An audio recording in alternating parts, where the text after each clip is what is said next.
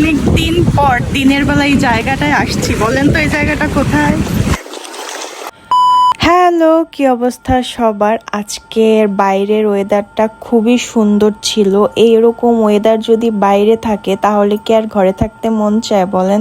তাই আর কি আমি ঝটপট করে রেডি হয়ে বের হয়ে গেলাম। ভাবলাম যে একটু নদীর পাড় থেকে ঘুরে আসি।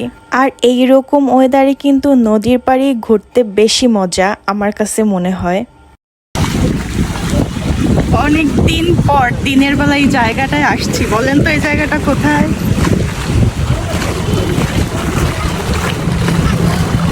এই জায়গায় আমি যতবার গেছি তার থেকে আজকে আমার কাছে সব থেকে বেশি ভালো লাগছে, কারণ আজকের ওয়েদারটা এত বেশি সুন্দর ছিল যা বলার মতো না।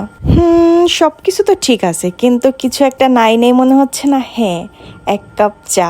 আমার কাছে মনে হয় এইরকম ওয়েদারে এখানে বসে যদি এক কাপ চাই না খাই তাহলে কি আর চলে। তাই আমার হাজবেন্ডকে বললাম এক কাপ চা নিয়ে আসো তাড়াতাড়ি আমার জন্য।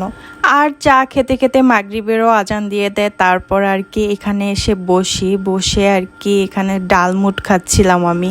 আর আমার কাছে না এইরকম ওয়েদারে যেমন চানাচুর, চা, এই ধরনের খাবারগুলো না খেতে বেশি ভালো লাগে। আর এই জায়গায় আসলে না মানে আপনি যখনই আসবেন, যেমন সকালের সৌন্দর্য একরকম, বিকালে আবার সন্ধ্যায়, মানে এক এক সময় না এক এক ধরনের সুন্দর লাগে এখানে।